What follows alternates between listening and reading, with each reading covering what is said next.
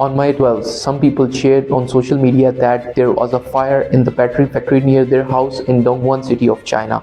Firefighters were trying to put out the fire, but there was so violent explosions from time to time. The explosions were so great that they caused the nearby windows and the houses to vibrate.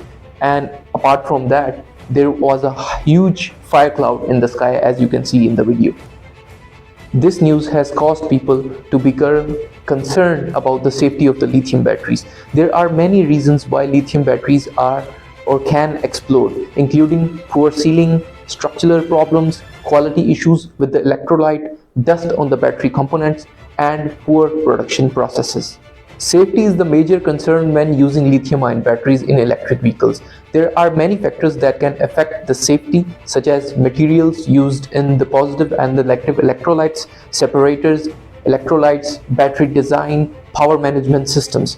One of the major issues with the lithium-ion batteries is the risk of short circuit.